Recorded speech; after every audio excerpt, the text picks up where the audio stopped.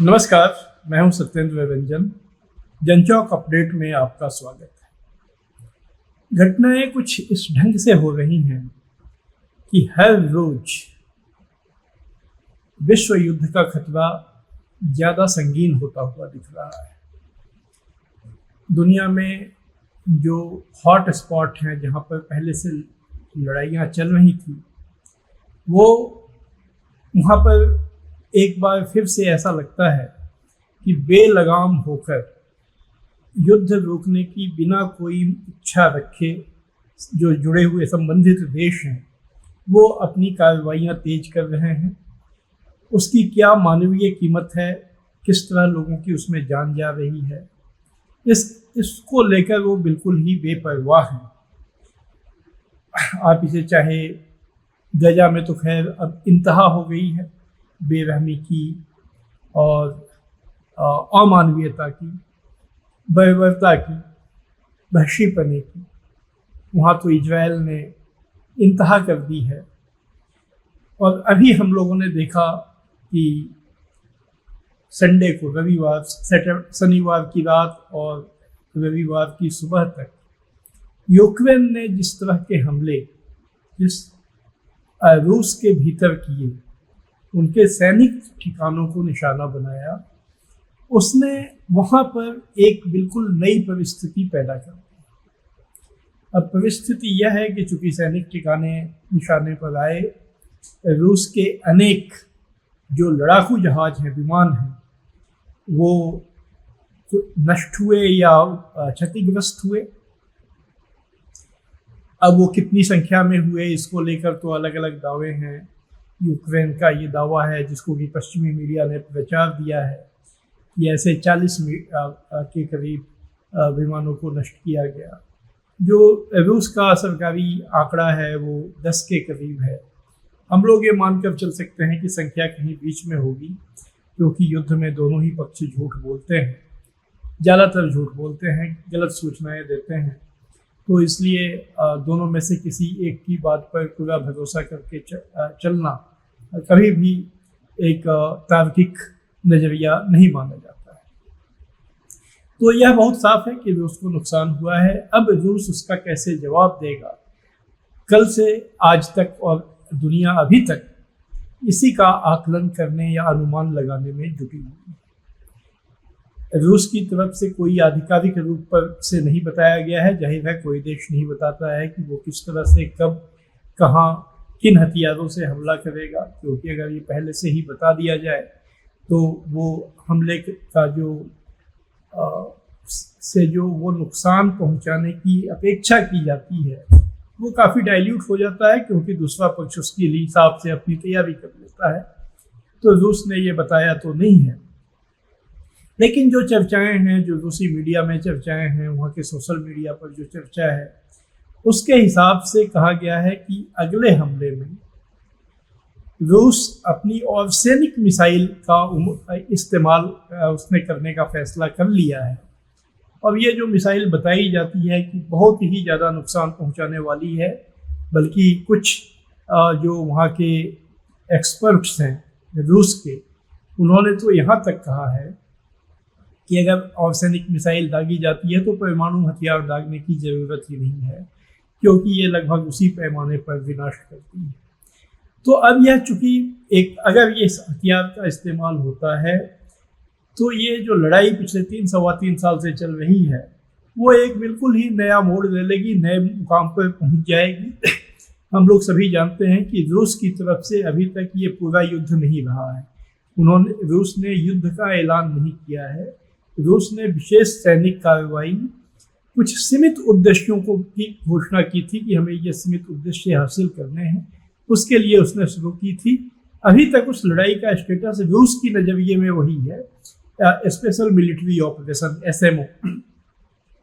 लेकिन अब ये मुमकिन है कि इसे फुल फ्लेजेड वॉर के रूप में या तो वो डिक्लेयर करके या बिना घोषणा किए वो उस लेवल पर इस लड़ाई को रूस ले जा सकता है। क्योंकि यूक्रेन अकेला शामिल नहीं है। यूक्रेन की तरफ से जो भी एक्शन होता है वो यूक्रेन की लड़ाई नहीं है, यूक्रेन नहीं लड़ता है। यूक्रेन तो प्रॉक्सी है, उसके कंधे पर रखकर बंदूक चलाने वाली ताकतें और हैं, और वो ताकतें नेटो की ताकतें, नॉर्थ अटलांटिक ट्रीटी ऑर्गेनाइजेशन, जो अमेरिकी नेतृत्व में बना हुआ सैनिक संगठन है। और अभी भी जिन हथियारों का इस्तेमाल यूक्रेन ने शनिवार की रात को किया, वो सभी नेटो ने ही उसे दिए थे। यूक्रेन के पास अपनी कोई बहुत बड़ी मिलिट्री इंडस्ट्री तो है नहीं, तो ये सारे हथियार वहाँ से आए थे।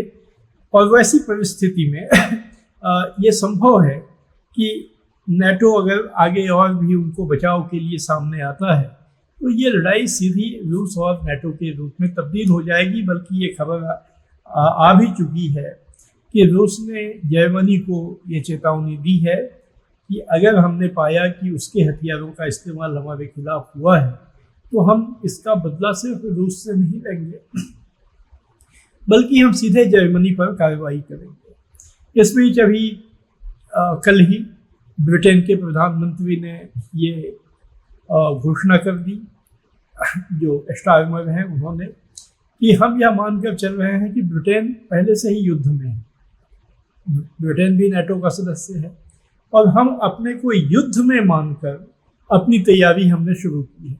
अब वो क्या तैयारी करेंगे, किस लेवल पे करेंगे, ये तो बाद में जाहिर होगा, लेकिन उन्होंने ये बातें की हैं। और यूरोपीय राजधानियों से पश्चिम के मीडिया में ये बातें सब कही। इन बातों ने डोनाल्ड ट्रंप, जिनका एक ये वादा था कि राष्ट्रपति बनते ही 24 घंटे के अंदर वो यूक्रेन की लड़ाई रोक देंगे, उनका वो वादा जो है वो, अब ये तो ऊपर से तो यही कहा जा सकता है कि उसकी धज्जियां उड़ रही हैं, लेकिन तो अगर गंभीरता से देखा जाए तो संकेत यही मिला है कि वो अपने उस वादे को लेकर कभी भी गंभीर नहीं। वो उनका एक दांव था कि उस दांव में अगर रूस फंस जाता है तो यूक्रेन में सीज फायर कर दिया जाए। सीज फायर का मतलब होता है कि लड़ाई अभी रुक जाएगी, लेकिन लड़ाई जिन वजहों से हुई, जिन मुद्दों को लेकर हुई, उन मुद्दों का कोई समाधान नहीं निकलेगा। तो इसीलिए उनकी ये कोशिश थी, जिसमें रूस अभी तक फंसा नहीं है। अभी कल ही सोमवार को रूस और यूक्रेन के जो डेलीगेशंस हैं, नुमाइंदे हैं, उनके बीच में टर्की के शहर इस्तांबुल में बातचीत हुई। बातचीत कहीं पहुंची नहीं। दोनों पक्षों ने अपनी अपनी पुरानी मांगे दोहराई। कुछ ये समझौता हुआ कि रूस के पास तकरीबन 6000 डेड बॉडीज हैं, लाशें हैं यूक्रेन के फौजियों की, उनको वो वापस कर देगा। 19 से 25 साल के बीच के जो युद्धबंदी हैं उनको दोनों देश रिहा कर देंगे। ये सब मानवीय कार्य हैं और ये स्वागत योग्य है, ये सहमति बनना भी। लेकिन ये इससे लड़ाई रोकने की दिशा में कोई प्रगति नहीं होती है, कोई प्रोग्रेस नहीं होता है। वहाँ पर रूस ने अपनी वही मांगे दोहराई कि यूक्रेन नेटो में शामिल ना हो, उसके जो इलाके रूसी भाषी लोग जहाँ रहते हैं, जो इलाके रूस ने अपना घोषित कर दिया है, वहाँ से वो अपनी फौज हटा ले, यूक्रेन अपनी फौज हटा ले। और इसके बाद के जो दूसरे मुद्दे हैं वो अपने यहाँ चुनाव कराए, क्योंकि जेलेंस्की का टर्म 2 साल पहले ख़त्म हो चुका है और वो एक अनइलेक्टेड प्रेसिडेंट के तौर पर काम कर रहे हैं। तो रूस का यह कहना है कि ये चूँकि इस बात का प्रमाण नहीं है कि वो आज भी यूक्रेन की जनता की नुमाइंदगी करते हैं, तो उनके साथ बातचीत जो भी होगी वो एक अस्थायी किस्म की होगी, क्योंकि भविष्य में जो निर्वाचित सरकार उससे पलट सकती है। तो अगर पूरी शांति की तरफ बढ़ना है तो यूक्रेन अपने यहाँ इलेक्शन कराए। टाइम जो ख़त्म हो चुका है 2 साल पहले, खैर ये यूक्रेन के इंटरनल मामला है उसका। लेकिन इन सब बातों के बाद और यूक्रेन का सिर्फ एक सिंगल पॉइंट डिमांड है कि आप सीज फायर करो, 30 दिन के लिए कर दो, 60 दिन के लिए कर दो, लड़ाई रोक दो। फिलहाल आप लड़ाई रोक दो। यूक्रेन का, रूस को संदेह है कि यूक्रेन इसलिए ये मांग करता है ताकि वो इस बीच अपनी ताकत फिर से इकट्ठी करे, नेटो के देशों से हथियार ले, बाहर से कुछ मर्सिनरी यानी भाड़े के सैनिक लाए जाएं और वो फिर दोबारा अपनी पूरी ज़्यादा ताकत के साथ लड़ाई लड़े। तो ये संदेह रूस का है, इसलिए रूस ने इस मांग को माना नहीं और इस तरह बातचीत वहीं की वहीं टूट गई। तो अब ये बहुत साफ है कि यूक्रेन युद्ध रुकने की कोई संभावना अभी नहीं है, बल्कि शनिवार को जो हमला हुआ उसके बाद इसमें गंभीर मोड़ आ गया है और ये परिस्थिति ऐसी हो गई है कि इसमें दूसरे देशों का उलझाव होने की आशंकाएं और भी ज़्यादा ठोस हो गई। अब आप इसी तरह अगर देखें तो गजा का मोर्चा है, जहाँ पर अभी पिछले 2 हफ्तों से इजराइल ने मानव संहार की सारी हदें तोड़ दी। अब अभी 2 दिन पहले उसने वहाँ पर जो राहत सामग्री बांटने के लिए दल गए थे उनसे राहत सामग्री के पाने के लिए कतार में खड़े लोग, जिसमें भोजन था शामिल, जो लोग थे उनके ऊपर हमला किया और उसमें 32 के करीब लोग मारे गए। कल भी वहाँ 30 से 32 लोगों को उसने, जो निहत्थे लोग हैं, आम लोग हैं, उनके ऊपर उसने बम गिराकर या गोलियां चलाकर उनको मार डाला। तो वहाँ तो उसने इंतहा कर दी है और ये बहुत इस बात को मानने की वजह है कि इजराइल ये जो कर रहा है ये डोनाल्ड ट्रंप के संरक्षण में कर रहा है, अमेरिका के संरक्षण में कर रहा है।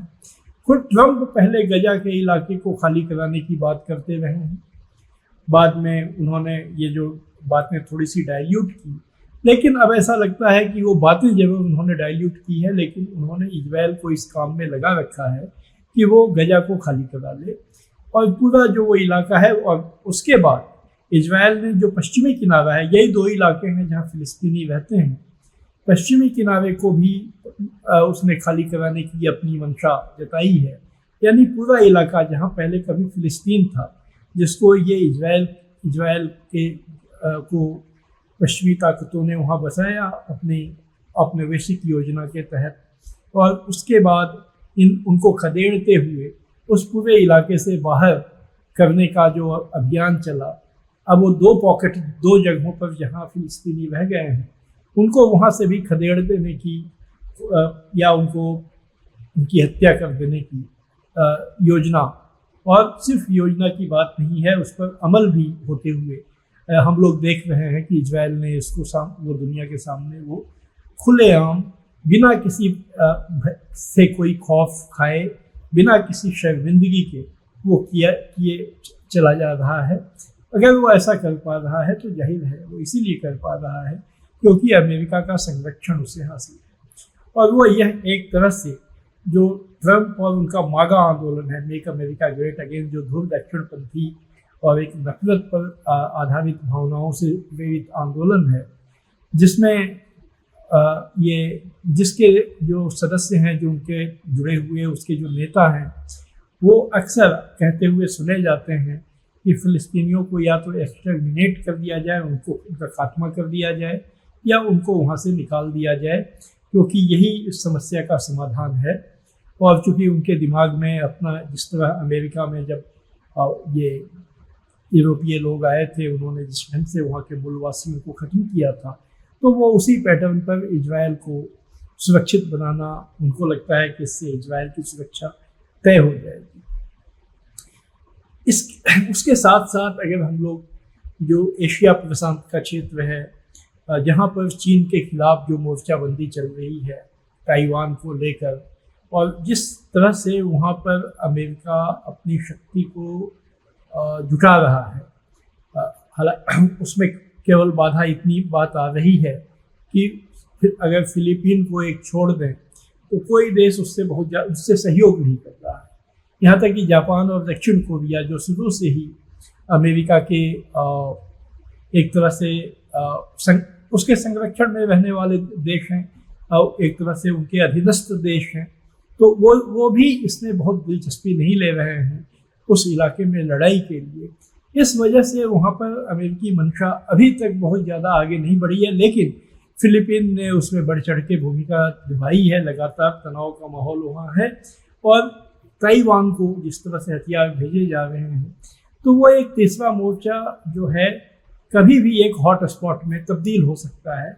और ये जब सारी चीज़ें होंगी, रूस पहले से इन्वॉल्व है, चीन भी अगर लड़ाई में इन्वॉल्व होता है अमेरिका तो खैर इन सब चीज़ों का वो सूत्रधार ही है। तो वैसी परिस्थितियों में दुनिया, यही तो वर्ल्ड वॉर होता है और विश्व युद्ध क्या होता है, जब दुनिया की सभी बड़ी ताकतें उसमें शामिल हो जाएं और उसके असर में दुनिया के ज़्यादातर देश किसी न किसी रूप में आ जाएं, उससे प्रभावित हो जाएं। तो स्थितियाँ बहुत ही खतरनाक मोड़ लेती हुई दिख रही हैं।